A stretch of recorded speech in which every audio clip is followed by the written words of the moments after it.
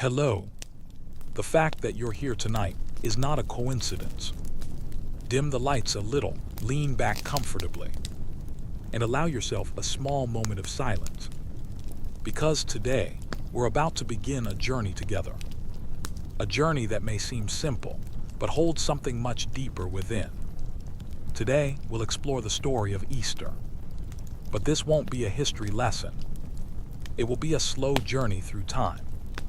We'll step away from the noise of the present and travel far back into the past, to a time when there were no phones, no notifications, and no constant rush to be somewhere else. But it wasn't only the absence of these things that made that time different. The night was truly dark. The silence was truly deep. And people didn't chase time. They lived within it. The arrival of spring wasn't just a change of season. It was a real, deeply felt hope. The thawing of the earth, the return of light. A true miracle marking a new beginning. On this journey, we'll discover ancient beliefs, forgotten rituals, the fears and hopes of humanity, and that deep feeling that has echoed across centuries. But before we begin, I'd like to ask you for one small thing. If you enjoy calm and meaningful stories like this, don't forget to like the video and subscribe to the channel. And one more thing. What time is it where you are right now? And where are you watching from? I'm genuinely curious. Write it in the comments. I'd love to read it. Now, imagine a cold, slightly foggy evening. Distant, blurred lights. Footsteps echoing between stone walls. And time moving slowly. We stand at the edge of that world. Take a deep breath and step into the silence. Because the story begins now, our subject is Easter, yes, but not the one you know from candy aisles or pastel greeting cards. We are going to go digging for the old Easter, the deep Easter, the one that lies buried under layers of chocolate foil and centuries of tradition like geological strata. We will sift through pagan spring festivals where the air smelled of thawing earth and sacrificial smoke. We will sit in the tense, dusty streets of ancient Jerusalem during a Passover that changed the world. We will endure the hilariously heated arguments of bishops who couldn't agree on a calendar date to save their souls. We will watch medieval peasants paint eggs with reverence and fear, and we will witness the invention of a commercial bunny with a suspiciously savvy glint in its glass eye. This journey promises no car chases, no shocking plot twists, no grand revelations that will upend your worldview. Its primary thrill will be the quiet satisfaction of connection, of seeing how a thread, spun from hope, fear, faith, and the simple, desperate human love for spring, has woven itself through 2,000 years of human stumbling. It is, by modern standards, profoundly boring.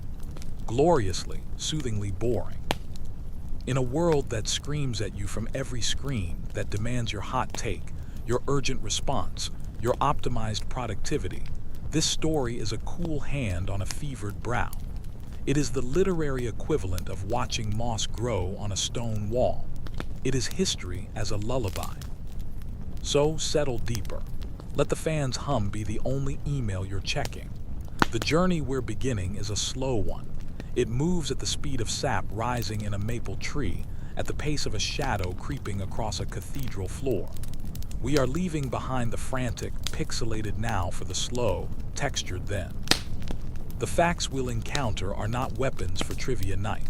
They are artifacts, smooth stones pulled from the river of time, meant to be turned over in the mind, feeling their weight, their coolness, their strange contours. There is a peculiar peace in contemplating things that are utterly resolved. The debates we will witness are centuries dead. The empires that enforce their will are dust. The anxieties that kept a medieval villager awake at night, blight, famine, the state of his immortal soul, are not our anxieties. We get to observe it all from a tremendous, comfortable distance, like watching a storm through a thick pane of glass. The stress is archival. The drama is complete. All that remains is the pattern, the story, and the faint, echoing hum of human beings trying to make sense of death and rebirth, winter and spring, despair and hope. This is our invitation, to be still, to listen to a long, winding tale that began before bunnies, before chocolate, before the word Easter was even a whisper on the wind. It is a story of dawns, both literal and metaphorical. So take a breath, the kind that fills the bottom of your lungs. Let the modern world, with its insistent, jagged urgency, recede into that pleasant fan hum fog. We are going somewhere very far away. We are going to a time when the most important thing happening in the world was the simple, terrifying, wonderful fact that the light was returning. The journey starts here, in your quiet room, in your comfortable silence. The first step is to close your eyes just for a moment and listen, not to me, but to the quiet. The story is waiting in there. It has all the time in the world. To find the beginning, we must travel back to a time before crosses, before tombs, before messiahs.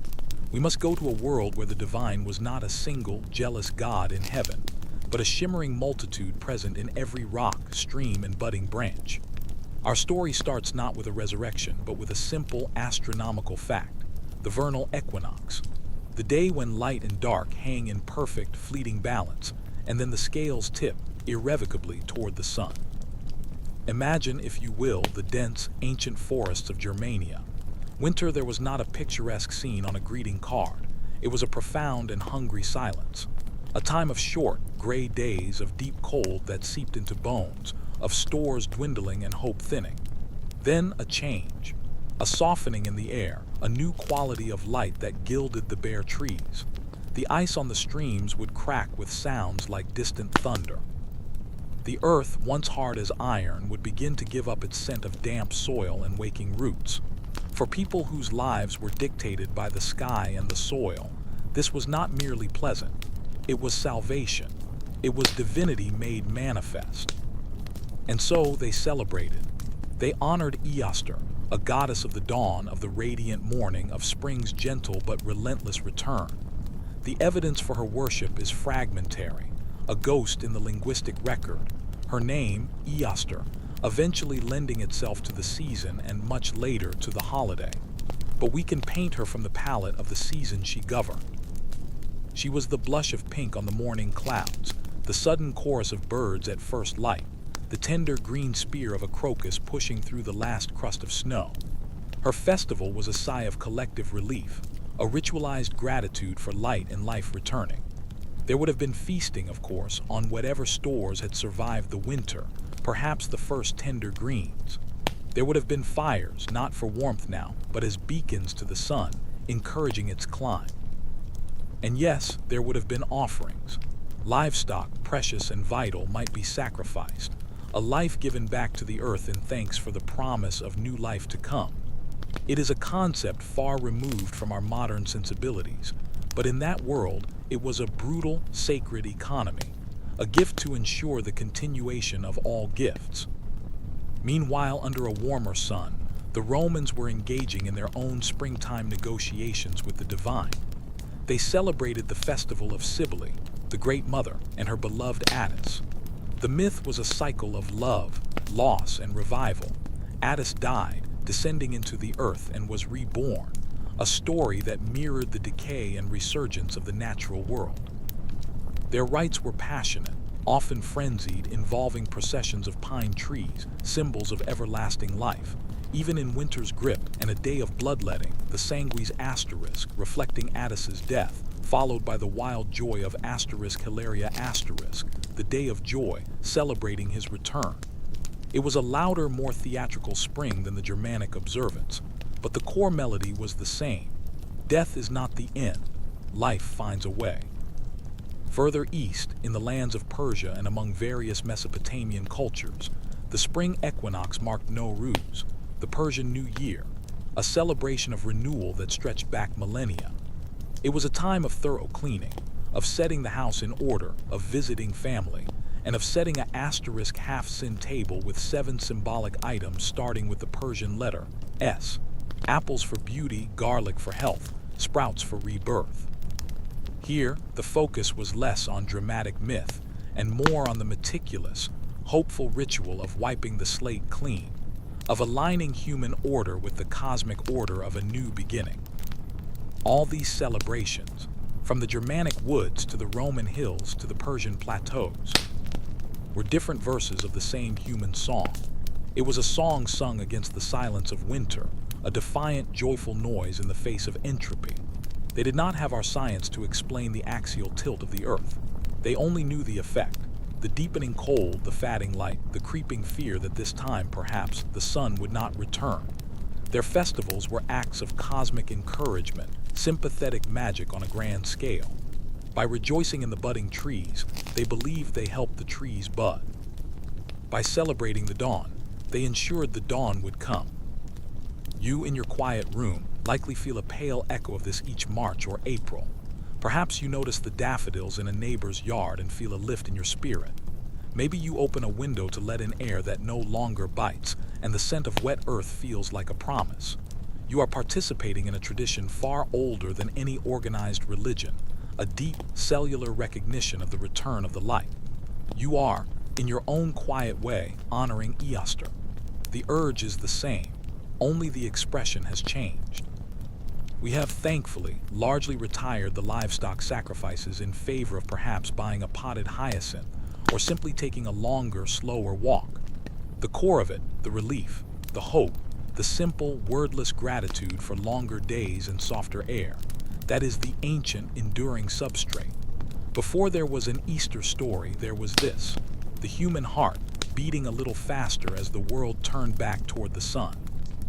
This is the oldest layer of our holiday, the deep, rich humus in which all the later stories would be planted. The bunny, the egg, the crucified God, they are all latecomers to a party that the earth herself throws every single year. Now let us pivot from the broad, pagan spring to a specific spring, in a specific city, under a specific and heavy boot. The year is roughly 33 of the Common Era, give or take a calendar quibble. The place is Jerusalem, a city built on hills and tension. It is the time of Passover, and the city is not so much hosting pilgrims as digesting them, slowly and with considerable political indigestion. Imagine the scene, but first, adjust your historical expectations. Forget the clean, sand-colored stones of cinematic biblical epics. Think instead of a dense, olfactory overload. The scent of thousands of unwashed bodies compressed within ancient walls. The dry, peppery dust of Judean limestone, stirred by countless sandals. The iron tang of animal blood from the temple sacrifices, a smell so pervasive it soaked into the very fabric of the city. And over it all, the aroma of roasting lamb, the Passover feast being prepared in every cramped upper room and makeshift camp. Jerusalem during Passover was a pressure cooker. Its population swelled to bursting, a volatile mix of devout Jews from across the diaspora, local merchants charging exorbitant rates, zealots whispering in shadows, and Roman soldiers watching it all with the bored, vigilant contempt of a security detail at a particularly unruly music festival. Think tax season, but with more centurions and a higher chance of theological riots. The Roman presence was the bass note in this chaotic symphony. They were there to keep the peace, a peace defined entirely by Roman terms and maintained by the threat of brutal public efficiency. You would see them in their segmented armor, the larica segmentata, gleaming dully in the spring sun, standing at key intersections like grim human statues. Their eyes, accustomed to the orderly grids of Roman cities, scanned the jostling, robed crowds with professional disdain. They represented the cold, hard reality of empire. For the Jewish people, Passover was the celebration of liberation from an ancient pharaoh. For the Romans, it was an annual administrative headache, a festival of freedom that required extra patrols to prevent any modern-day attempts at replicating the concept. The irony was as thick as the dust. Into this tinderbox from the northern region of Galilee came a man and his group of followers. He was not a unique figure in that time and place. Judea was fertile ground for prophets, messiahs, and holy men, each with a prescription for salvation and a growing list of grievances against Rome. This one, however, had cultivated a particular reputation.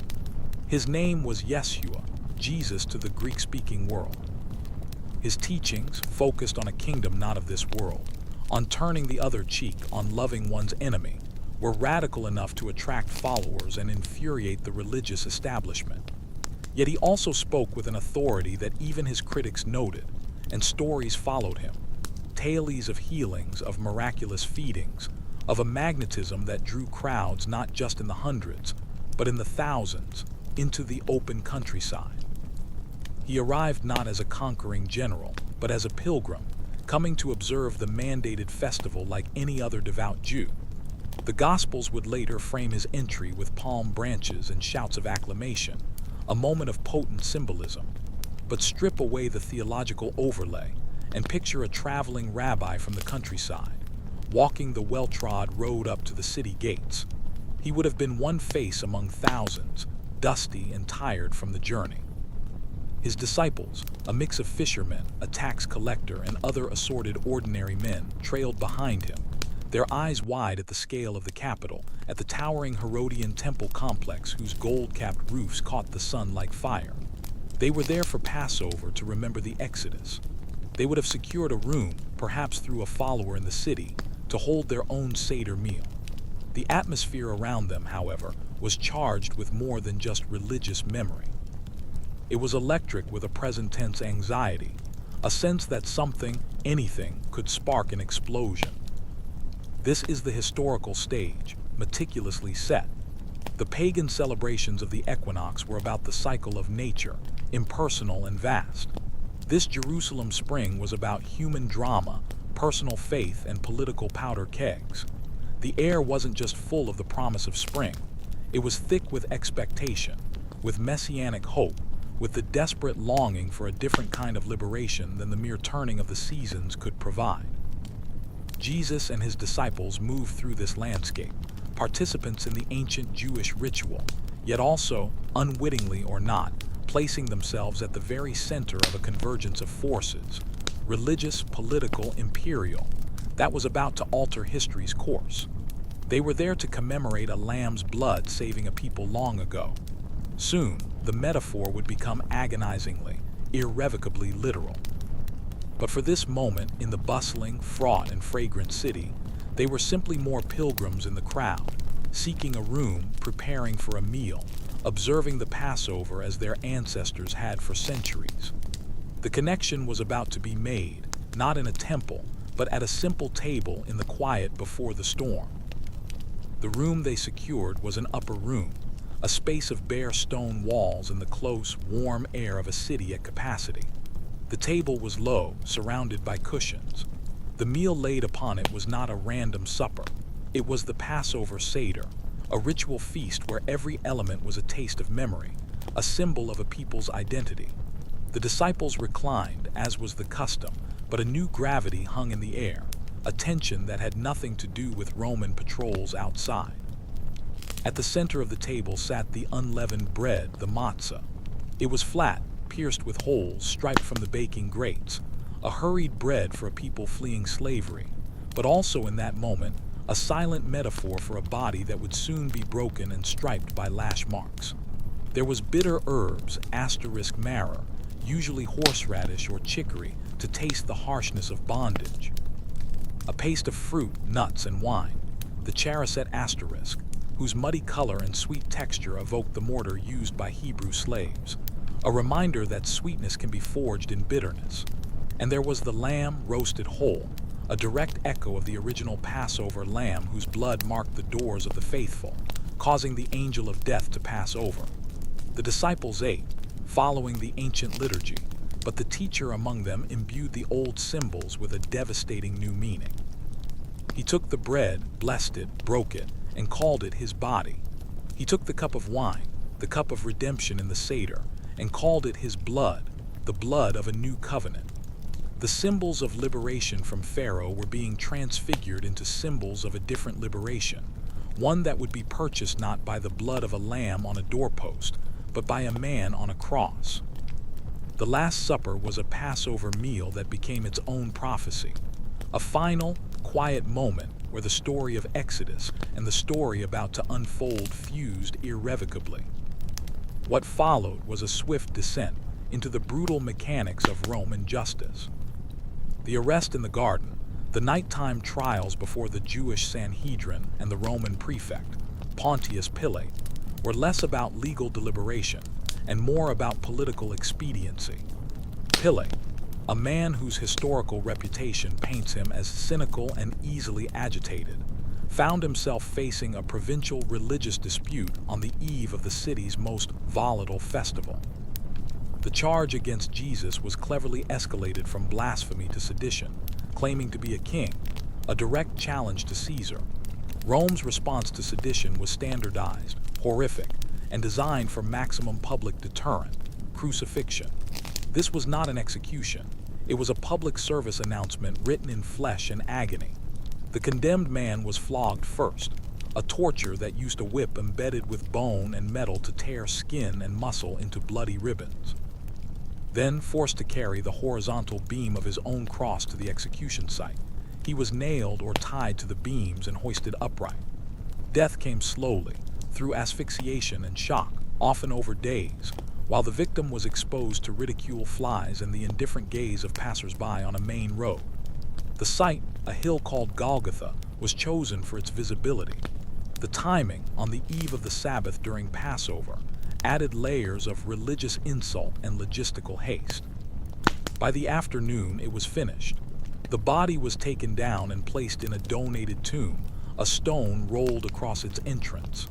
The Passover lamb had been sacrificed, but this time the feast was one of despair. From our immense historical distance, we can offer a morbidly comforting aside. However stressful your modern weekend plans might be, traffic to a family dinner, the chaos of hosting, the sugar-fueled meltdowns of children, they almost certainly do not include attending a public execution as a form of civic entertainment. You will not be required to witness the slow, state-sanctioned death of a man on your way to the market. The Roman world was one where such spectacles were commonplace, a brutal fact of life meant to reinforce the absolute power of the state.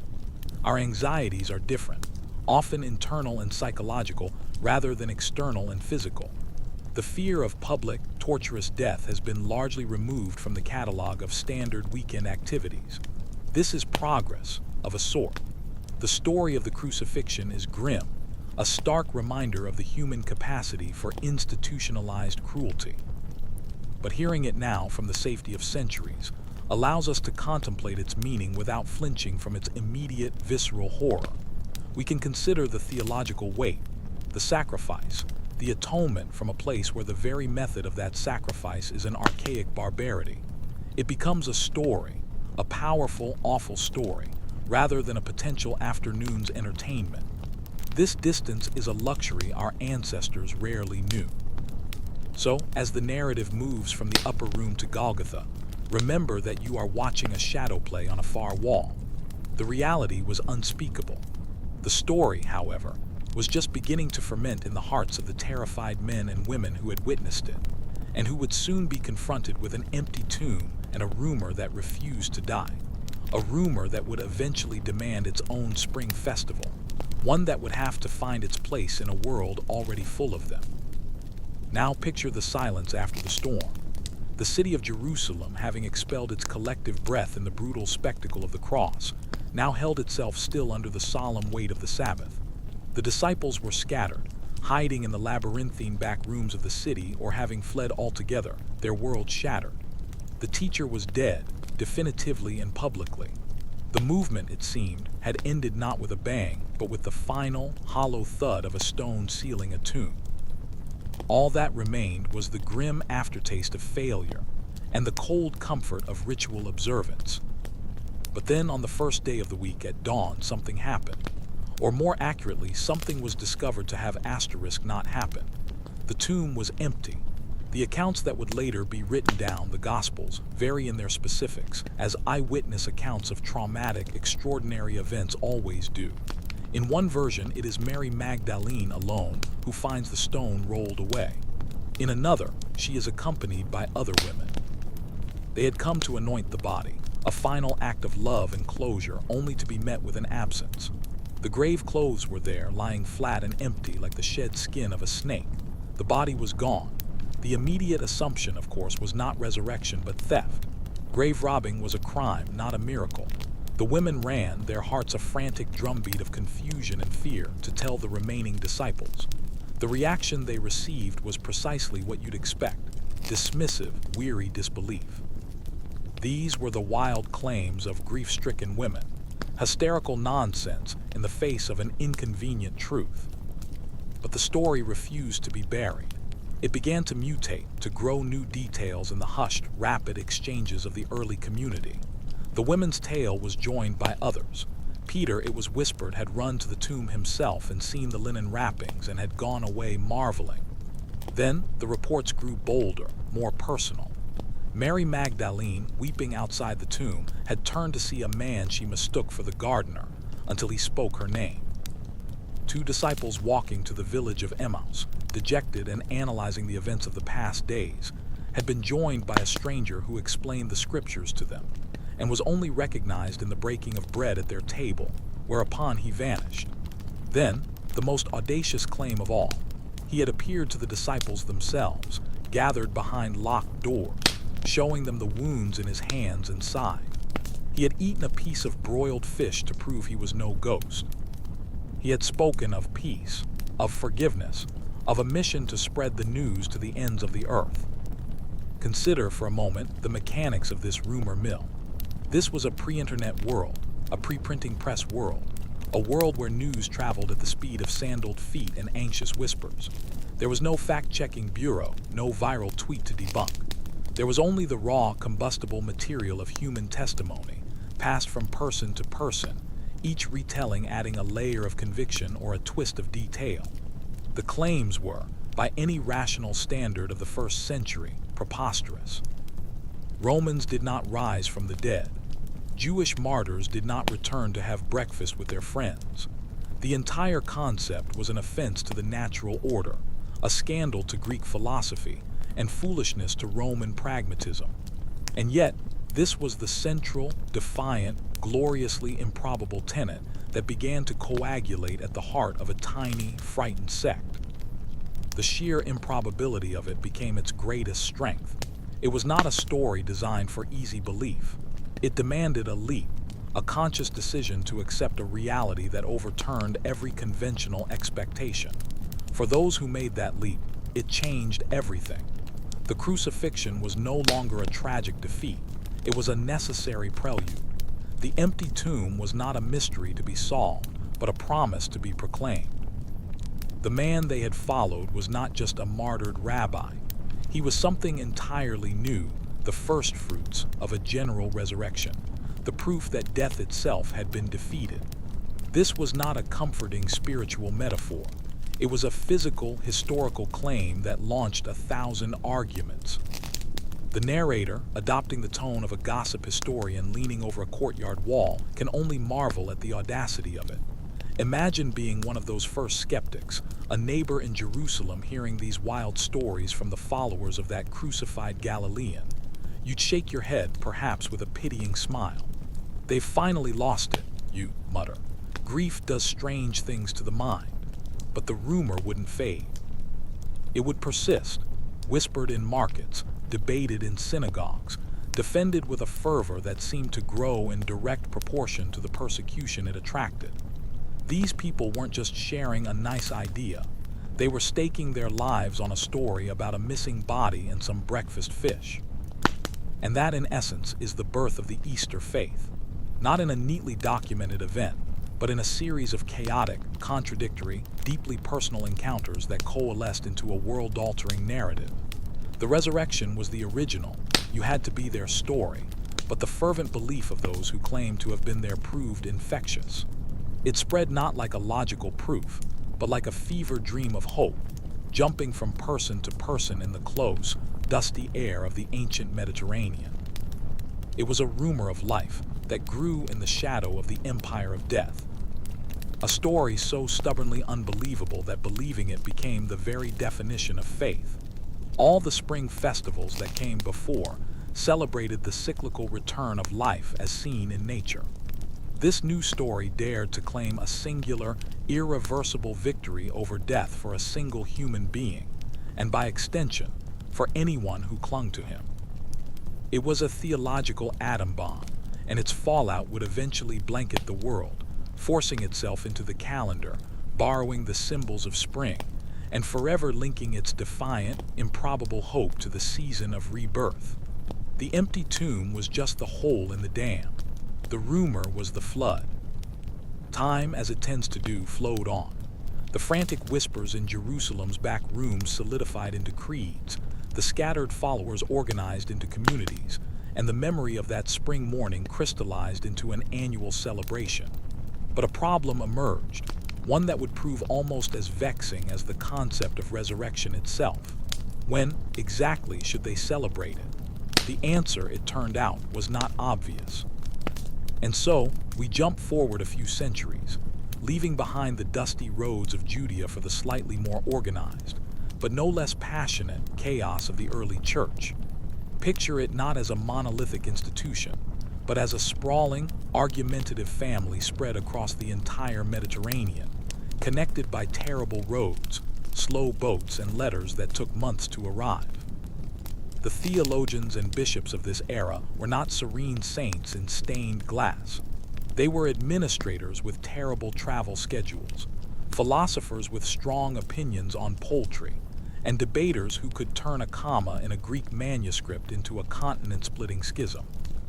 The central dilemma was this: the crucifixion had occurred in conjunction with the Jewish Passover, on the 14th day of the Hebrew month of Nisan.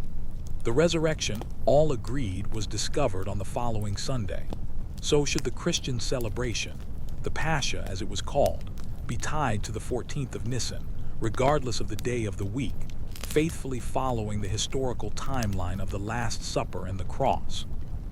Or should it always be celebrated on a Sunday, the Lord's Day, the day of resurrection and victory, thereby severing the direct calendrical link to the Jewish festival? This was the Quartodeciman controversy, named for the Latin asterisk quarta decima asterisk, meaning 14th. It was a fight over chronology that masked deeper tensions about identity, authority, and how much of Christianity's Jewish roots should remain visibly intact. In one corner were the Quartodecimans, strongest in Asia Minor. Their champion was Polycarp of Smyrna, a venerable bishop who was said to have been a disciple of the Apostle John himself. For them, the connection was sacred and non-negotiable.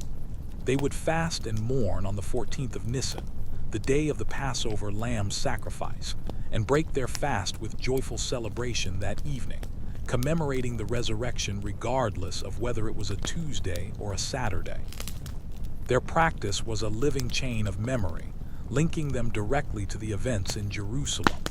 To change, it felt like a betrayal of the apostles' own tradition. In the other corner was the increasingly powerful See of Rome and most churches in the West. For them, Sunday was paramount. Every Sunday was a mini-Easter, a weekly celebration of the resurrection. To have the annual pinnacle of that celebration occur on a weekday seemed theologically dissonant, even disrespectful. Furthermore, there was a growing desire to distinguish Christian practice from Jewish observance, partly for theological clarity, partly to avoid the political and social perils of being too closely associated with a people who were periodically in revolt against Rome. The Roman Church advocated for celebrating Pascha on the Sunday following the 14th of Nisan. It was a compromise that honored the Passover timing while elevating the Sunday. The debate was conducted via lengthy, densely argued epistles that crisscrossed the empire on papyrus scrolls. Bishops would write treatises, their rhetoric heating up as they invoked apostolic authority, scriptural interpretation, and the occasional ad hominem jab. Imagine the scene. A bishop in Ephesus, after a long day of settling disputes over property and mediating marital squabbles, stays up late by an oil lamp, squinting at a letter from Rome. He reads the arguments for Sunday observance, scoffs, and dips his reed pen to begin a fiery rebuttal, his scribe yawning beside him. The letter would take weeks to arrive, by which time the Roman bishop might have moved on to a different crisis, only to have the old controversy reignited by the arrival of this passionate missive from the East. It was theological debate at the speed of sail and hoof. Local councils were called, regional synods gathered. Bishops, many of them elderly and unaccustomed to travel, would endure jolting cart rides and seasickness to attend, arriving in foreign cities with their small entourages, ready to defend their tradition.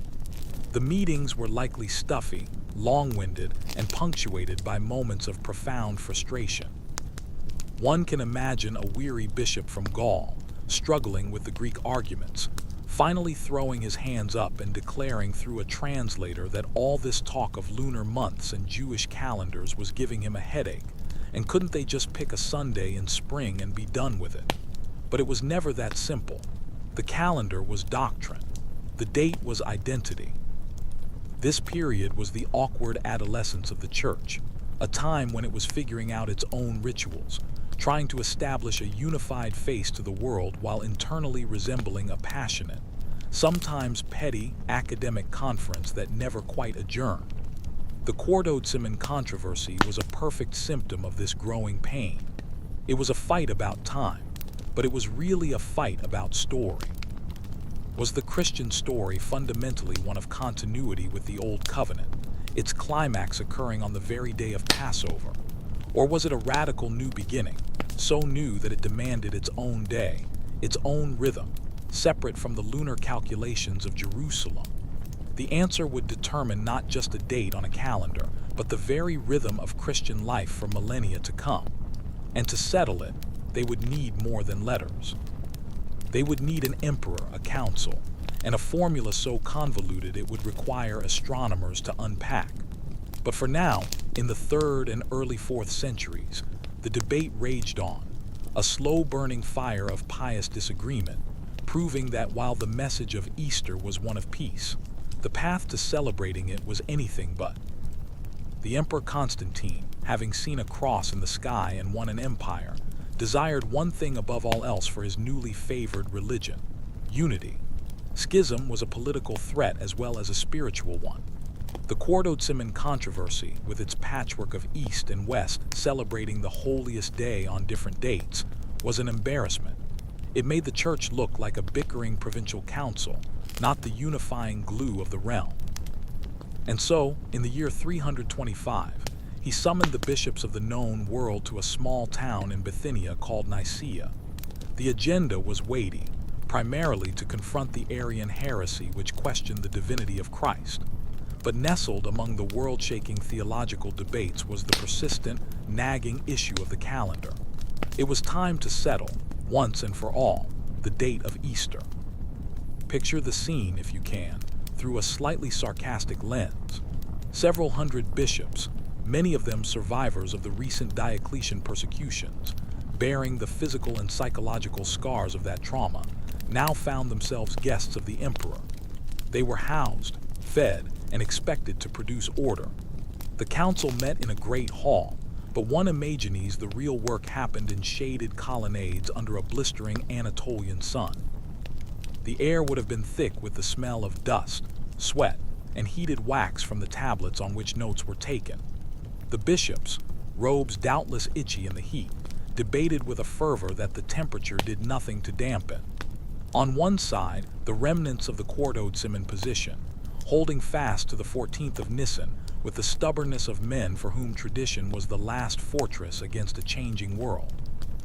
On the other, the majority, led by the influential sees of Rome and Alexandria, arguing for Sunday, for separation from Jewish calculation, for a single, universal practice. Constantine himself, in a letter read to the assembly, made the imperial preference painfully clear. He expressed disgust at the thought of Christians having to rely on the Jews to determine the date of their own festival, calling the practice unworthy, and stating that they should have nothing in common with that host of parricides. His language was political, blunt, and effectively ended the debate. The connection to the Jewish calendar, however historical, was severed. The council decreed that Easter must always fall on a Sunday. But which Sunday? Here, the astronomers and mathematicians from Alexandria, who had been quietly working on this problem for years, presented their solution. It was a masterpiece of calculated compromise, a formula designed to be independent of Jewish observation while still loosely following the lunar cycles tied to Passover. And so, the rule was born, the one that has baffled schoolchildren and annoyed calendar printers ever since. Easter shall be celebrated on the first Sunday after the first full moon that occurs on or after the vernal equinox. Furthermore, the Church fixed the equinox at March 21st for calculation purposes, a tidy but astronomically approximate date. They also created a set of ecclesiastical full moons called the asterisk computus asterisk, a table that standardized the lunar cycle, ensuring everyone's math would come out the same. It was clean, universal, and gloriously, unnecessarily complex.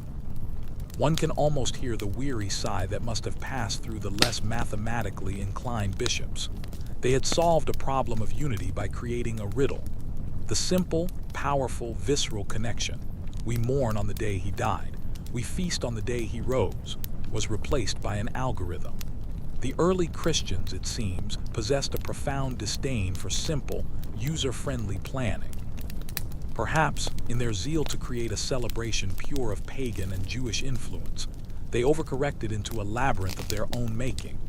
The formula ensured that Easter could bob around the calendar from March 22nd to April 25th, a movable feast with all the predictability of a bouncing ball. It meant that clergy for the next 1,000 years would need to know how to calculate a asterisk computus asterisk, a skill as essential as preaching and almost as mystical. The Council of Nicaea, with its creeds and canons, is remembered for defining orthodoxy. But in a quiet way, this calendrical decision may have had a more direct impact on the daily life of the faithful than any fine point of Christology.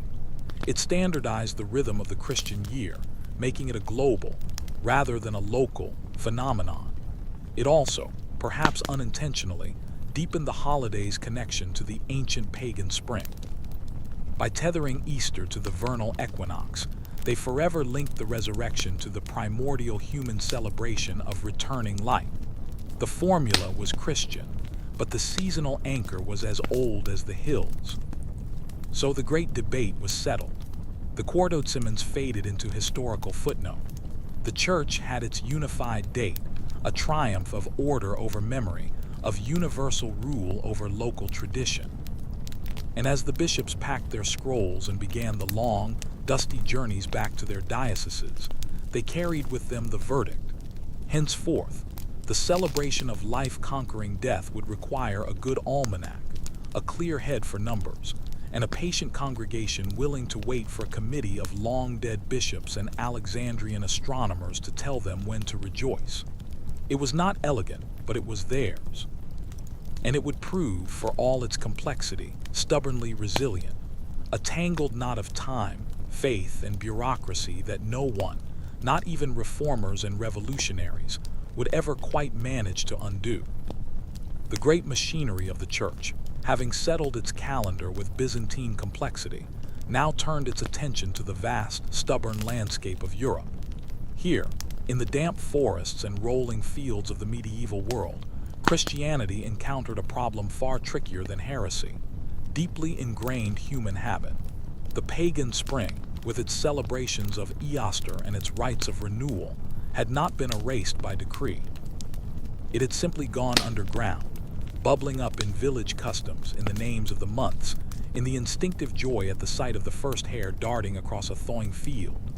The Church, in its wisdom, or perhaps its weariness, chose not to fight this tide but to baptize it. What followed was a centuries-long, wonderfully messy cultural mashup, a slow blending of doctrine and dirt that gave us some of Easter's most enduring and peculiar symbols. Consider the humble egg. In the modern world, it is a cellophane-wrapped chocolate confection or a brightly dyed ornament. In the medieval world, it was first and foremost a practical treasure. The long, lean weeks of Lent, the 40-day period of fasting and penance leading to Easter, prohibited the consumption of meat and animal products, including eggs. But hens, being blissfully ignorant of liturgical calendars, continued to lay. This created a surplus of fragile, perishable food that couldn't be eaten yet. The solution was preservation. Eggs were hard-boiled, a simple process that kept them edible for the duration of the fast. They were stored in cool larders or buried in ash, little orbs of potential nourishment waiting for the feast. Come Easter Sunday, when the fast was finally broken, these eggs emerged not just as food, but as symbols. Their very existence was a testament to endurance, to delayed gratification, to the promise fulfilled. The hard shell, once tapped open, revealed the nourishing life within, a neat, edible metaphor for the tomb and the resurrection. But the medieval mind, never one to leave a good symbol alone, began to decorate them. Using onion skins for rusty gold, beet juice for deep pink, or the precious blue from woad leaves, peasants would dye the eggs. These were not the garish colors of a modern kit. They were the muted, earthy hues of the landscape itself waking up. The decorated eggs, called asterisk pace eggs in some regions, became gifts, tokens of goodwill and shared celebration. They were brought to church to be blessed, then eaten as the first breaking of the Lenten fast, a moment of simple, profound pleasure. The egg's journey from barnyard practicality to resonant symbol is a perfect example of the medieval alchemy. Take a necessity, add a layer of sacred meaning, and create a tradition that sticks. Then there is the hare. Its connection to Easter is shadier, more speculative, but deliciously persistent. The hare, unlike its domesticated cousin the rabbit, is a creature of wild magic in European folklore. It is elusive, nocturnal, and famously prolific. It was associated with various lunar deities and fertility goddesses, including, possibly, Easter herself. Some sparse references suggest the hare was her sacred animal, a companion to the dawn. Whether this is solid historical fact or romantic Victorian invention matters less than the power of the idea. The hare fit.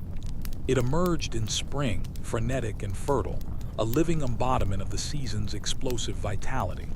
Its habit of seeming to sit motionless in its form, then bursting away at incredible speed, could be seen as a symbol of sudden, unexpected life, much like the resurrection itself. The medieval church, however, was ambivalent about this leggy pagan holdover. Hares were sometimes depicted in illuminated manuscripts, but often with a moralizing twist, representing lust or frivolity. Yet the creature refused to be exorcised from the spring imagination. It lingered in folk tales, in the artwork on the margins of prayer books, a sly, long-eared ghost of the old world. The transformation from pagan hare to the Easter bunny would require a later, Germanic, and decidedly more commercial intervention. But in the medieval period, the idea was simmering, a fuzzy, fecund symbol of the untamable life force that the Christian resurrection narrative now sought to channel and sanctify. It was a symbol in waiting, a pagan passenger on the Christian train, not yet given a chocolate form, but already carrying the scent of the wild, green world into the stone church. This blending was not a cynical ploy, but a pragmatic and often genuine form of pastoral care. Missionaries like St. Augustine of Canterbury were advised by Pope Gregory the Great not to destroy pagan temples, but to repurpose them, sprinkling holy water where sacrifices had been made. The same principle applied to time and symbol. Why fight a festival of renewal when you could infuse it with a new, deeper story of renewal? The people's joy at the end of winter, their feasting on long-missed foods, their decoration of life's simple gifts, all of this was raw material. The church provided the narrative framework, the theological spine. The result was a holiday that was both profoundly Christian and deeply earthy, a feast that spoke of empty tombs and full larders, of divine grace and the sheer animal relief of spring. Walking through a medieval village in the week before Easter, you would have sensed this duality. The air might still carry the faint, cold memory of winter, but it was undercut by the smell of soil being turned and the sound of hens clucking in yards. In the church, the priest prepared for the solemnities of Holy Week. In the cottage, a housewife carefully lowered a basket of eggs into a pot of simmering onion skins, watching as the white shells slowly stained a deep, burnished amber. Two forms of preparation, one spiritual, one domestic, both oriented toward the same imminent joy. The pagan past was not conquered. It was co-opted, woven into the fabric of the new faith so tightly that the threads became indistinguishable. The egg and the hare, one a preserved staple, the other a wild symbol, were swept up in this great cultural current, finding new purpose in a story about a stone rolled away and a dawn that changed everything. It was a messy, creative, and ultimately enduring compromise, the medieval mind at its most resourceful, building a bridge from the old gods to the new god using whatever materials were at hand, even if those materials were boiled eggs and the fleeting shadow of a hare in the morning mist. While the egg and the hare simmered in the background, the medieval church focused its formidable energy on crafting the spiritual journey of Holy Week. This was not a celebration. It was an immersive, somber, and often grueling reenactment, designed to make the faithful not just remember the Passion, but to feel its weight in their bones. The modern Easter weekend, with its pastel colors and sugar highs, would have been unrecognizable, even offensive, to a medieval parishioner. For them, the path to resurrection joy was paved with deliberate, communal penance. It began with Palm Sunday. The congregation would gather outside the church, often in a churchyard still frosted with morning cold. The priest would bless branches of willow or yew, palms being scarce in northern Europe, and distribute them. Then a procession would form. They would walk, singing somber Latin hymns, reenacting Christ's entry into Jerusalem. But this was no triumphal parade. The mood was one of solemn anticipation, a collective stepping onto a path they knew led to the cross. The branches they carried were not mere props. They were tangible tokens of participation, to be taken home and kept behind a crucifix or over a doorway, a quiet reminder of the week's gravity that would slowly dry and wither over the ensuing days. The intensity deepened as the week unspooled. Maundy Thursday commemorated the Last Supper. In cathedrals and great churches, a ceremony called the Asterisk Mandatum, from which Maundy derives, would take place, where a bishop or abbot would wash the feet of 12 poor men, mirroring Christ's act of servitude. It was a powerful visual lesson in humility, a shocking inversion of the rigid social order. After a mass celebrating the institution of the Eucharist, the mood would pivot sharply. The altar would be stripped bare, its linens, candles, and ornaments removed. The blessed sacrament would be processed to a side altar or a specially constructed sepulchre, symbolizing Christ's removal to the garden and then to prison. Bells, which had pealed throughout the year, fell silent. They were replaced by the stark wooden clatter of asterisk crotala asterisk, or in some places, simply by the grim silence that followed the stripping of the altars.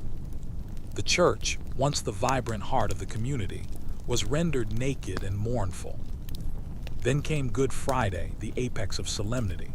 This was a day of total fast, of profound silence, of focused meditation on suffering.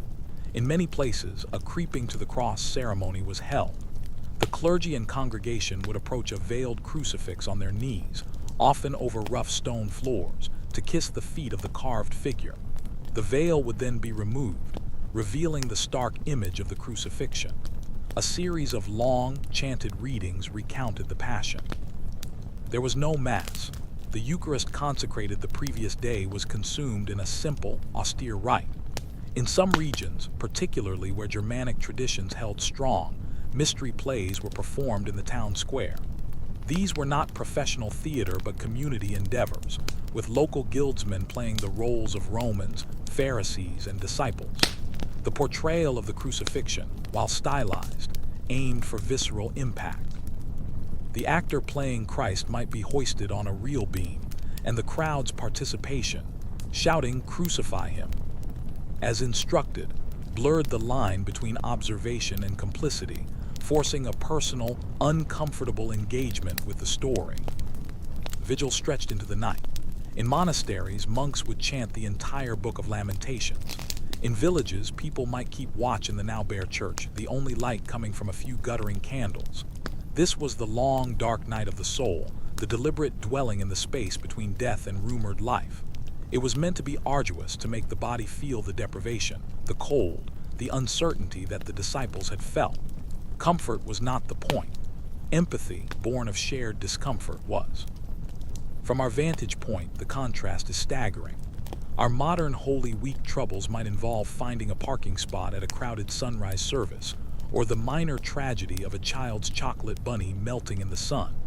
Our penance is perhaps giving up social media or sweets for Lent, a private, manageable austerity. The medieval version was public, physical, and all-consuming. It leveraged the collective to make the theological personal. The hunger of the Good Friday fast was meant to connect, in some small way, to the pangs of the cross. The ache in the knees from creeping on stone was a bodily prayer. The silence was an auditory tune. There is a profound comfort in this historical distance. However stressful your own preparations might be, the family tensions, the culinary misadventures, the hunt for a lost plastic egg in the shrubbery, you can rest assured that your weekend almost certainly does not include self-flagellation, a day of total silence, or a heartfelt reenactment of a torturous execution. The medieval approach to Easter was a high-stakes spiritual ordeal designed to wring joy from the other side of genuine, simulated despair. We have largely opted for a lower-impact, higher-sugar version of hope. This is not a critique, but an observation of how the human need for solemnity has softened, or perhaps been redistributed. Our anxieties are different, more psychological than liturgical. The medieval faithful feared eternal damnation. We fear awkward social gatherings. They sought purification through ritual hardship. We seek it through therapy and mindfulness apps. So, as you navigate your own modern Easter with its pastel eggs and honey-glazed ham, spare a thought for that long-ago parishioner, knees sore, stomach empty, sitting in the cold, dark silence of a stone church on Saturday night. They were waiting with a tangible, physical anticipation for the light to return. They had walked every step of the way. When the first candle was finally lit at the Easter vigil, symbolizing the resurrection, and the priest proclaimed, "Christ is risen," the joy that flooded that space was not polite or pretty. It was explosive, tearful, and earned. It was a release built on a foundation of shared, deliberate suffering. Our celebrations are sweeter, brighter, and far less physically demanding. Our worst Easter problem is likely a sugar crash or a stained tablecloth. Theirs was the fate of their immortal soul. It is a trade-off, perhaps. We have lost the depth of that communal, penitential journey, but we have also been freed from its terrifying weight. We get to enjoy the spring, the candy, the family time, and the story. The wonderful, terrible story, from a place of safety and satiety. The medieval mashup gave us the eggs and hinted at the bunny. It also gave us a template for solemnity so intense that merely hearing about it from our comfortable distance can make our own, gentler celebrations feel like a kind of grace. The medieval synthesis, that glorious, messy tapestry of solemn ritual and springtime symbol, held for centuries. It was the air the faithful breathed, a world where the spiritual and the sensory were woven together by the steady, unquestioned hand of the church. But then, in the 16th century, a series of theological earthquakes rattled that world to its foundations. The Protestant Reformation, with its cries of asterisk sola scriptura asterisk and sola fide, sought to strip away what it saw as the corrupt, human-made accretions obscuring the pure gospel. And Easter, that most layered of holidays, found itself on the reformers' examining table. Much would be deemed superfluous, but one piece of ancient bureaucracy, everyone quietly agreed, was too tangled to cut away. Picture the contrast. In a Catholic cathedral on Easter morning, circa 1500, the experience was a full-body immersion. The air thick with incense, the eye dazzled by gold vestments and flickering candlelight. The ear filled with the complex polyphony of the choir and the sonorous Latin of the Mass. The priest, a mediator performing mysteries at a distant altar, consecrated the Eucharist, the literal body and blood of Christ, a miracle happening before you. The drama of Holy Week had been a communal performance, with processions, veiled images, and the tangible emptiness of stripped altars. The resurrection was celebrated through a sensory overload of ritual, a divine spectacle that you witnessed. Now enter Martin Luther, John Calvin, Huldrych Zwingli. For them, all this pomp was not a pathway to God, but a barrier. It was human invention, popish superstition, distracting from the core personal transaction of faith. The Reformation aimed to simplify, to interiorize. The focus shifted from the altar to the pulpit, from the visual spectacle to the spoken word. In a Reformed church on Easter morning, the most striking change would be the absence. No incense, no gilded statues, perhaps no candles beyond what was needed to read. The altar might be replaced by a simple table. The vestments were plain, often academic gowns. The music, if any, was congregational singing of psalms in the vernacular, sturdy and doctrinal, not ethereal and complex. The heart of the service became the sermon. For an hour or more, the minister would expound on the scriptures, parsing the meaning of the resurrection not as a mystery to be ritualized, but as a historical fact with profound personal implications. The emphasis was on the word asterisk, the preached word, the written word. The resurrection was a promise to be believed, a victory to be internalized, a source of personal assurance against sin and death. The communal, physical journey of Holy Week was often drastically reduced or eliminated. Good Friday became a day for a particularly somber sermon on atonement, not for creeping to crosses or liturgical reenactments. The Easter Vigil, with its dramatic lighting of the new fire, was dismissed as a pagan holdover. The joy of Easter was to be a sober, intellectual, and deeply personal joy, rooted in understanding and faith, not in feeling or ceremony. This seismic shift had a curious side effect. It made some of the older, pre-Christian symbols more prominent by default. With the elaborate Catholic rituals stripped away, what remained in the popular celebration of Easter in Protestant lands? The customs that existed in the home, on the land, in the realm of domestic and folk tradition. The very things the medieval church had baptized. The Easter egg, now utterly divorced from any church blessing or Lenten regulation, thrived. It became a secular spring gift, a token of affection, a fun activity for children.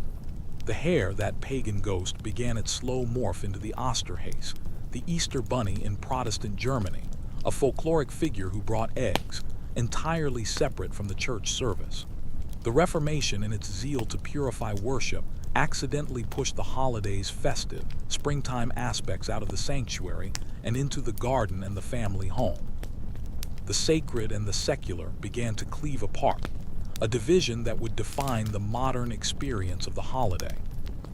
And yet, amidst all this simplification and stripping away, one fantastically complicated thing was left untouched: the calendar.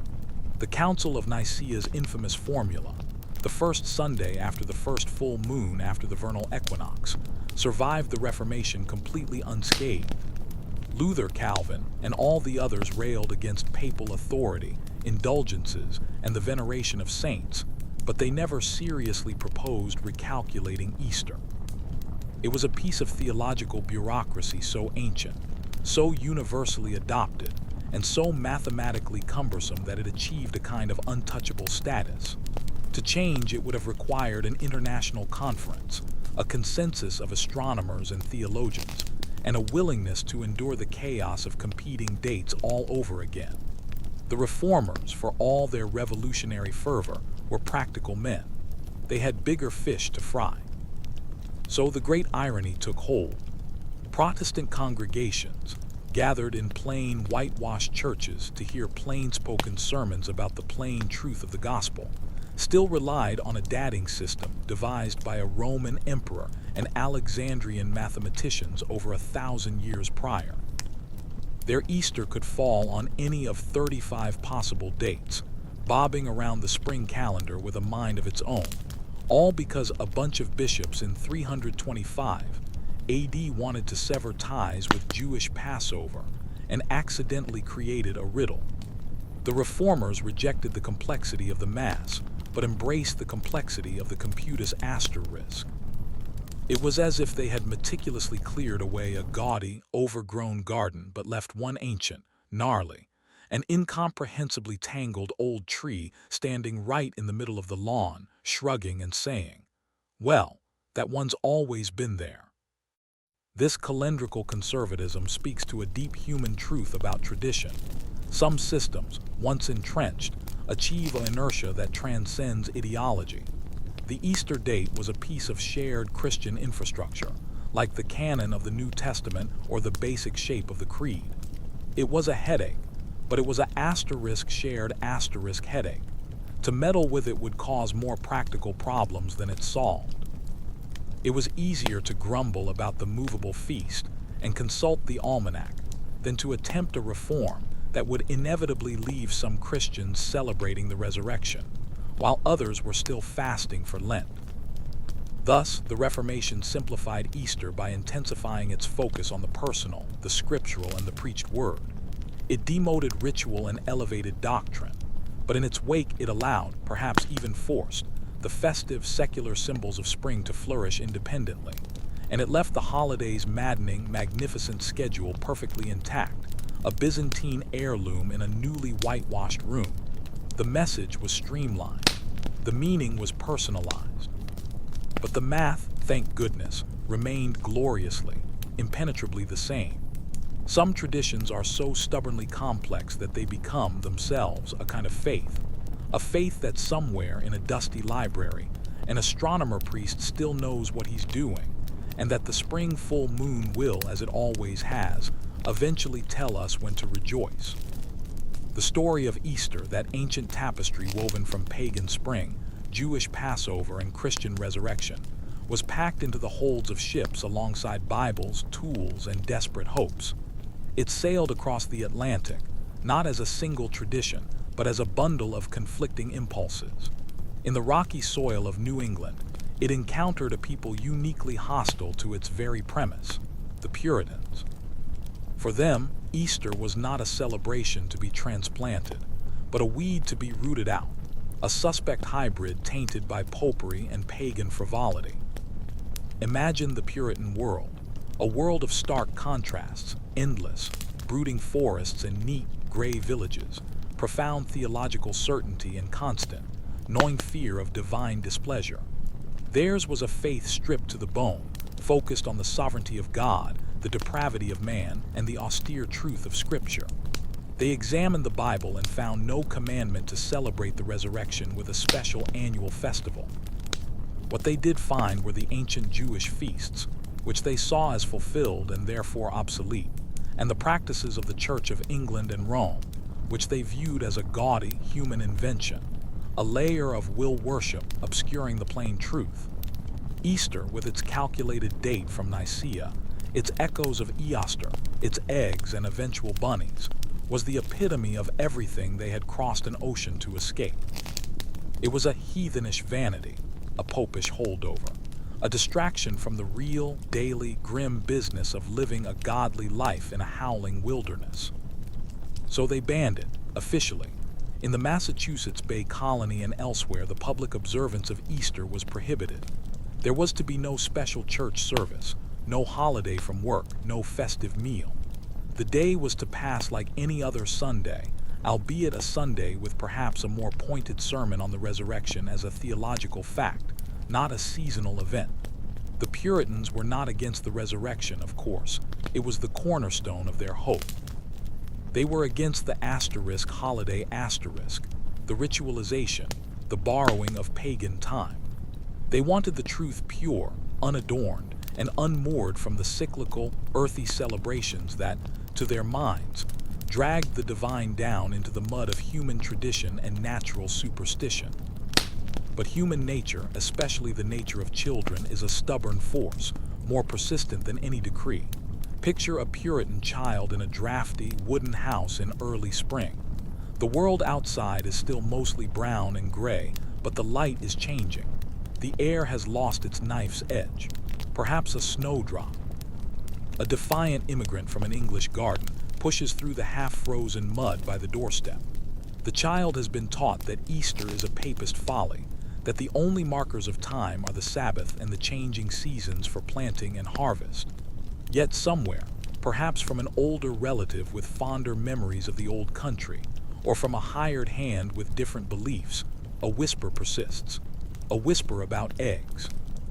And here in the secret, irresistible world of children and hidden sweets, the old tradition found a crack in the Puritan wall. The Lenten fast, with its prohibition on eggs, was not a Puritan practice. Their austerity was year-round, but the practical reality of a surplus of eggs in spring remained. A hen cared nothing for theology. She laid as the days lengthened. And a hard-boiled egg, perhaps secretly dyed with a stolen bit of onion skin or beet from the root cellar, was not a religious symbol to a child. It was a treasure, a smooth, cool, private treasure. It was a spot of color in a colorless world, a small, edible secret that felt like spring itself made solid. One can imagine such a child, on a day that the rest of the colony insisted was merely another April Sunday, slipping away to the edge of the cleared land, where the forest began its dark, endless claim. Sitting on a cold, sun-warmed rock, they would pull the egg from a pocket. It might be a mottled, rusty brown from onion skins, a humble, earthy hue. They would not think of empty tombs or resurrected bodies. They would think of the hen's cluck, the surprising warmth of the newly laid egg in their hand, the transformation of clear water and old skins into this beautiful object. They would tap it gently on the stone, peel away the shell, and eat the firm, bland yolk in the springy white. It would taste of nothing much, and yet of everything. Of secrecy, of a personal, tiny rebellion against the gray, of a connection to a rhythm, the rhythm of chickens and daylight, that was older and more fundamental than any sermon. This was Easter's quiet, subversive arrival in the New World, not in a church, but in a pocket, not as a doctrine, but as a delight. The Puritans, for all their fierce intellectual control, could not legislate away the human love for a hidden treat, for a spot of color, for the simple, sensory joy of a seasonal gift. The egg, stripped of its official Lenten and ecclesiastical meaning, became something purer in its way, a direct, unmediated pleasure in the fact of spring. The child was not celebrating a liturgy.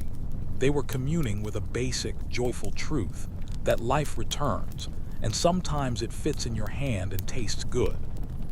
As the colonies diversified, with German Lutherans settling in Pennsylvania and Anglicans establishing plantations in the South, other Easter traditions began to arrive with less apology. The German asterisk Osterhase, Easter hare, and the custom of decorated eggs found fertile ground. The Anglican gentry might host modest gatherings. The Puritan wall of opposition began to erode, not through theological debate, but through the slow, relentless pressure of demographic change and the universal appeal of a spring celebration. By the 19th century, with the Puritan theocracy long dissolved into a more pluralistic society, Easter began to reemerge publicly, first as a simple church service, then gradually with the trappings of eggs and flowers. But that initial, stark Puritan rejection left a permanent mark on the American Easter.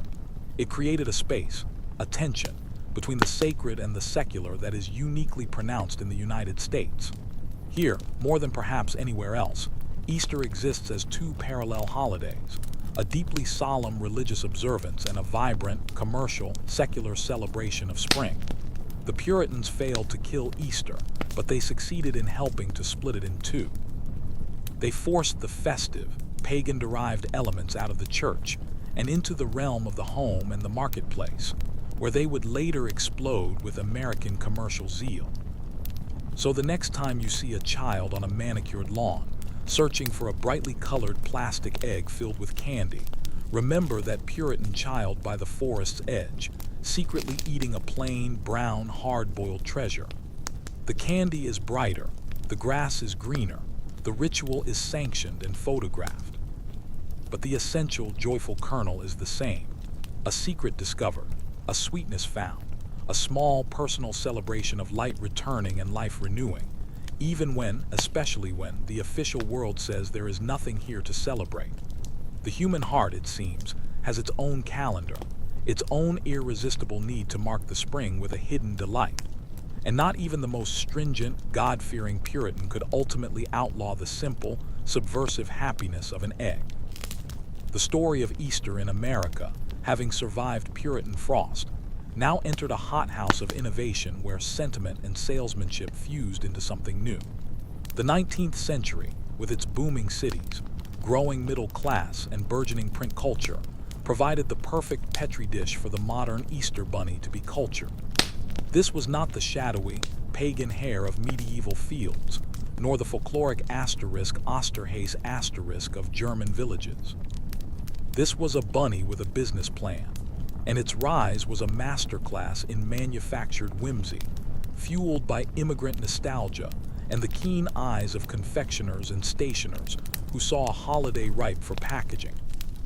The primary vector was the German immigrant. In pockets like Pennsylvania Dutch country, they brought with them a charming home-centered tradition, the Osterhase asterisk.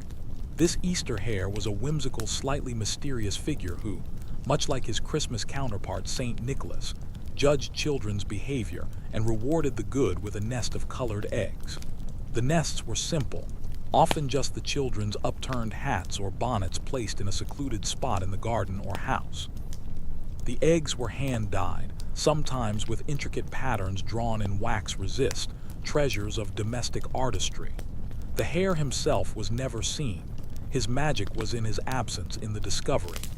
This tradition was cozy, familial, and firmly rooted in the home. But America in the 1800s was a nation increasingly looking beyond the home for its amusements and its consumer goods. As German customs seeped into the mainstream through magazine articles and children's books, the commercial potential of this egg-laying lagomorph became impossible to ignore. The first step was to soften him. The hare, with its wild, leggy intensity, was gradually replaced in the popular imagination by its cuter, cuddlier cousin, the rabbit. The Easter bunny was born, a rounder, friendlier, more cartoon-ready creature. His judgmental aspect faded. He became a benign deliveryman of spring joy, a purely festive figure devoid of pagan mystery or folkloric menace. He was perfect for illustration. And illustrate him they did. The rise of the greeting card industry in the late 19th century provided the Easter bunny with his first major promotional platform. Companies like Louis Prang, the father of the American Christmas card, began producing elaborate Easter cards in the 1870s and 80s. These were not simple well-wishes. They were miniature works of pastel art, laden with symbolism. The bunny was front and center, often depicted in humanoid poses, walking upright, wearing a jaunty coat, carrying a basket over his arm. He was surrounded by a riot of spring cliches: chicks, lambs, blooming lilies, and of course, eggs. These cards codified the Easter aesthetic, soft focus, sentimental, and drenched in a palette of baby blues, blush pinks, and butter yellows.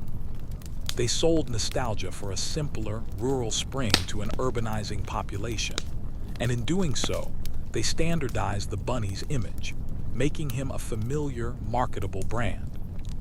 Meanwhile, a parallel revolution was happening in the realm of sugar. For centuries, the Easter egg had been a humble, hard-boiled symbol, but the 19th century saw advances in confectionery technology, particularly in the molding of chocolate. German and French chocolatiers had been making hollow chocolate shapes for Easter since the early 1800s. By the late 19th century, American candy makers, smelling profit, leaped into the game. Suddenly, eggs were not just dyed, they were fabricated. They could be made of chocolate, of marzipan, of sugar paste. They could be hollow, filled with smaller candies, or wrapped in dazzling foil. The egg was no longer a seasonal byproduct of Lenten discipline. It was a luxury item, a sweet indulgence. The bunny, already established as the egg's purveyor, naturally became the figurehead for this new candy cornucopia.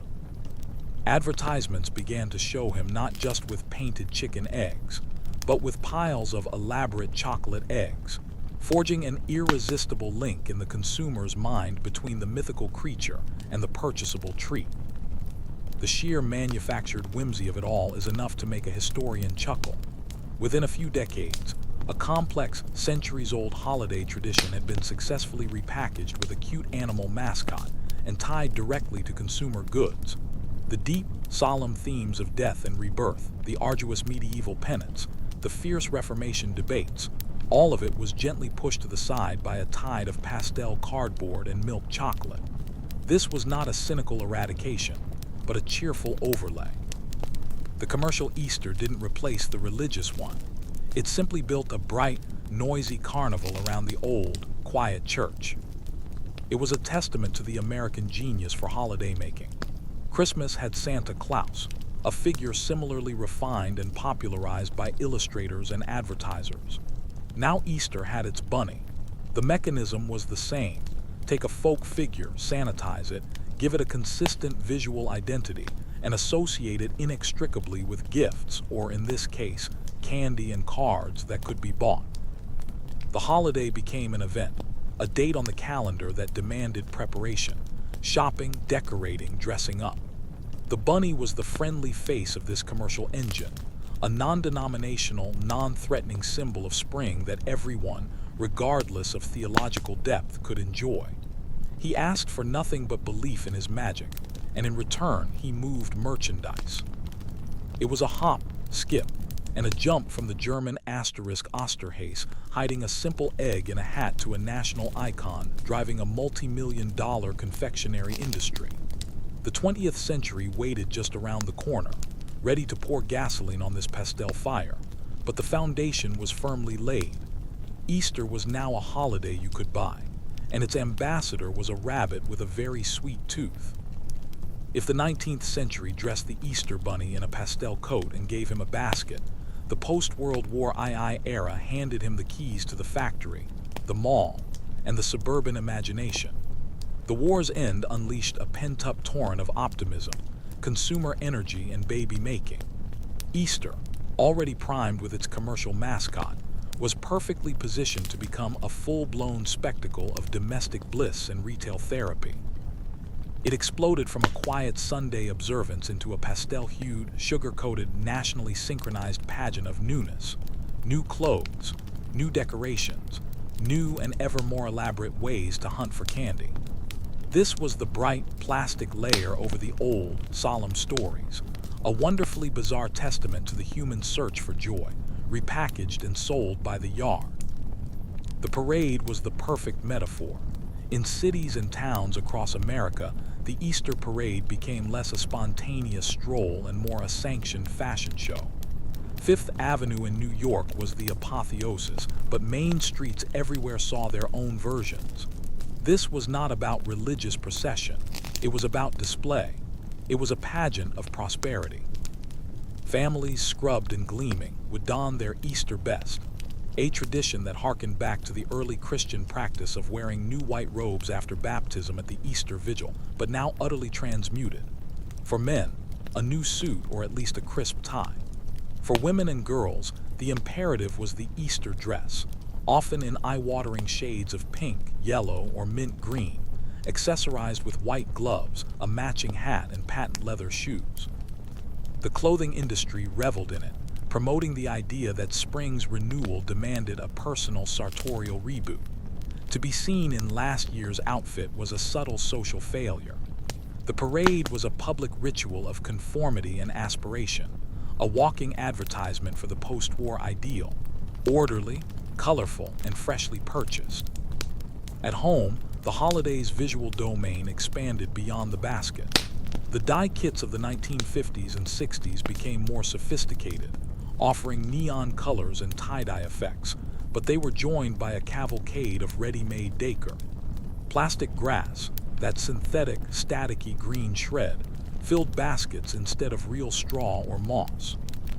Cellophane-wrapped chocolate bunnies, their eyes blank and cheerful, sat beside marshmallow peeps, which evolved from simple yellow chicks into a pastel menagerie of bunnies, eggs, and hearts. The home itself was not immune. Windows sported adhesive decals of bunnies and chicks. Tables were set with paper plates and napkins covered in the same motifs. Easter became a holiday you could decorate for, akin to Christmas, but with a lighter pastel palette.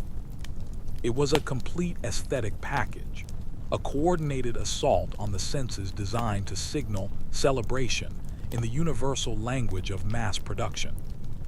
Then there was the egg hunt, elevated from a backyard game to a civic event. Community organizations, churches, and shopping malls began hosting massive hunts, often featuring thousands of candy-filled plastic eggs scattered across parks or parking lots. The image of a sea of children, released at the sound of a starter's pistol, scrambling for pastel orbs, became an iconic snapshot of the season. It was competitive, it was chaotic, and it was drenched in sugar. The egg, once a symbol of the sealed tomb and miraculous life, was now a hollow plastic vessel for a jelly bean, its theological weight replaced by the thrill of the find and the sugar rush to follow.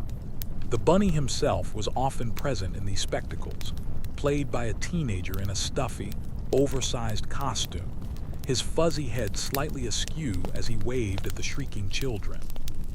He was no longer a mysterious folkloric judge, but a corporate mascot, a walking brand ambassador for the holiday's festive consumption. This bright commercial layer did not erase the older, deeper layers of Easter. It simply shone a Klieg light on top of them. The ancient pagan relief at the returning sun, the medieval solemnity of Holy Week, the Reformation's focus on the preached word, all of it still existed, but now in the shadow of a giant, inflatable lawn bunny. The contrast is almost comical. One could attend a sunrise service at dawn, contemplating the mystery of the empty tomb in the cold, gray light, and by noon be presiding over a riot of plastic grass and chocolate smears in a suburban backyard. The holiday became a choose-your-own-adventure, profound spirituality or festive frivolity, or, for most, a peculiar, unexamined blend of both. This sugar-coated spectacle was, in its own way, a genuine expression of hope. After the deprivation of the Great Depression and the global trauma of war, the exuberant, almost aggressive cheer of the modern Easter was a collective deep breath. It was a celebration of safety, of abundance, of the simple, profound pleasure of peace. The pastels were a rejection of olive drab and battlefield mud. The candy was a luxury that had been rationed. The new clothes spoke of stability and forward motion. In seeking joy, post-war America created a holiday that was bright, clean, and consumable. It was a happiness you could buy, wrap, and eat. So the next time you untangle a strand of that impossibly green plastic grass or bite the ears off a chocolate rabbit, consider the strange journey you're participating in.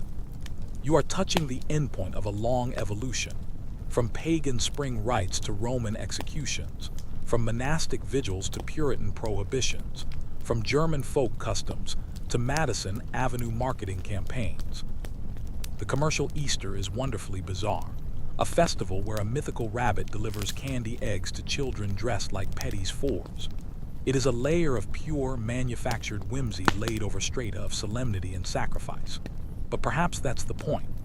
The human need for hope and renewal is so powerful, so persistent, that it will express itself in whatever language is available, whether through the sacred mysteries of a sacrament or the simple, sugary delight of a marshmallow chick. We have taken the old, solemn stories of death and rebirth and built a fantastic, frosted castle on top of them. It may be made of plastic and chocolate, but the foundation, if you dig deep enough, is still the ancient, trembling hope for a brighter dawn.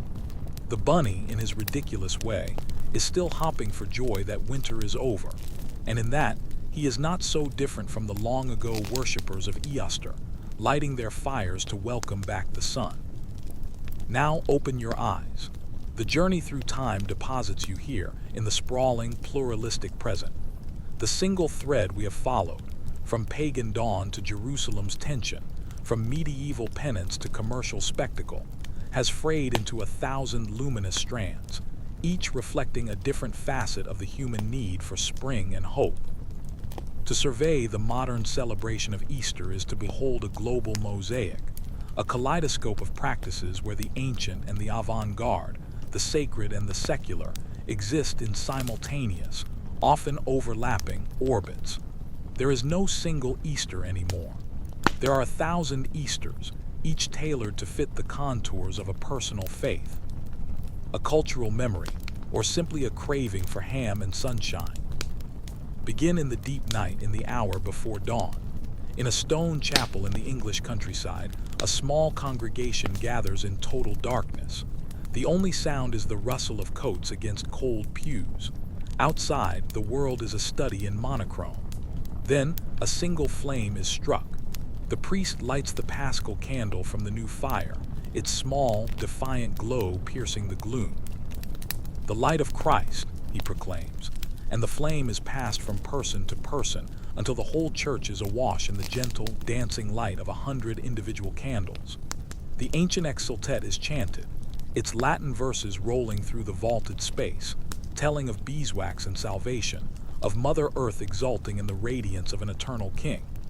This is the Easter Vigil, a liturgical time machine that deliberately, painstakingly reenacts the passage from darkness to light, from death to life. It is slow, it is cold, and for those present it is utterly immersive, a direct line back to the earliest Christian communities and their nocturnal watch. Now shift continents. As that English vigil ends, the sun is rising over the Rocky Mountains in North America. Here, the service is held outdoors, often on a hillside or in a park.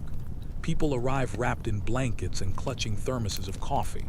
There is no ancient chant but a guitar, a simple melody, and a sermon delivered to a backdrop of pink-streaked sky. The emphasis is on accessibility, on community, on the resurrection as a personal source of courage for the week ahead. The tone is hopeful, earnest, and bundled against the chill. The same central story, the empty tomb, is framed not through ancient ritual but through modern relational language, a spiritual sunrise aligning with the astronomical one. Fly east to Athens. Here, Easter is not a quiet Sunday but a volcanic national event. At midnight on Holy Saturday, churches are packed to bursting. As the clock strikes 12, the priest emerges from the sanctuary holding a single candle. "Christos anesti," he cries, "Christ is risen." The congregation echoes back, "Alithos anesti," truly he is risen. Then the flame is shared, leaping from candle to candle until the entire church, then the square outside, is a sea of moving light. Fireworks crackle overhead. People embrace, exchanging the same triumphant greeting. They carry their candles home, careful to keep the flame alive, to mark a cross with the soot above their door frames. The feast that follows after the long Lenten fast is a carnivorous celebration. Whole roasted lambs on spits, rich soups, and red-dyed eggs cracked against each other in a game symbolizing Christ's broken tomb. It is exuberant, sensory, and deeply cultural, a fusion of Orthodox faith and national identity so potent it feels like the very air is charged with resurrection.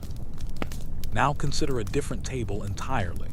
A brunch reservation in a city like New York or Sydney. There is no candle, no scripture, no mention of a tomb. Instead, there is the clink of mimosa glasses, the murmur of conversation, and a buffet table groaning under eggs Benedict, honey-glazed ham, and artisanal pastries. For these celebrants, Easter is a secular punctuation mark in the spring calendar, a welcome excuse for a family gathering, a festive meal, a day off work. The symbols are present but drained of theological content. A chocolate bunny as a centerpiece, a few decorated eggs as a nod to tradition. The meaning is personal, connection, leisure, the enjoyment of seasonal abundance. It is Easter as a holiday, not a holy day, and its significance is no less real for being self-defined. In the same city, perhaps just a few blocks away from the brunch spot, an immigrant family from Eastern Europe prepares their own table. They have spent days baking pasca, a rich, sweet bread, and preparing a basket of symbolic foods. Eggs, sausage, cheese, butter shaped into a lamb to be taken to church for blessing. Their celebration is an act of cultural preservation, a tactile connection to a homeland and ancestors, where the rituals are as much about ethnic identity as religious belief. Meanwhile, in a hospital chapel, a small service is held for staff and patients who cannot be elsewhere. The story of resurrection is spoken here not as a global triumph, but as an intimate promise of comfort and endurance in the face of sickness and loneliness. In a prison, a chaplain offers a message of hope and new beginnings to men and women for whom spring is seen through bars. In a digital space, an online community of seekers shares reflections and art, creating a virtual tapestry of what Easter means to them, free from geographical or doctrinal boundaries. This is the modern mosaic. The holiday's great strength in the 21st century is its breathtaking flexibility. It can bear the weight of millennia-old liturgy or the light touch of a spring brunch. It can be a pillar of communal identity or a quiet, private reflection. The medieval church sought to unify practice. The modern world has shattered it into a spectrum of valid experiences. The commercial engine still hums, selling chocolate and dresses, but it no longer dominates the narrative. Instead, it has become one option among many, a festive dialect in the holiday's sprawling language. What ties this mosaic together is not a uniform belief, but a shared gravitational pull toward themes of renewal, hope, and community. Whether one is chanting in Greek, listening to a sermon on a mountainside, cracking eggs with family, or simply enjoying a day of rest as the world turns green, the underlying human impulses are cousins. It is the desire to mark the transition from barrenness to fruitfulness, from introspection to celebration, from isolation to connection. The specific container, the rite, the meal, the gift, is chosen to fit the shape of one's life and belief. The modern Easter is a choose-your-own-adventure story. You can follow the path of historical reenactment, of sensory-rich tradition, of theological depth, of cultural heritage, or of simple seasonal joy. The holiday in its old age has become generously capacious.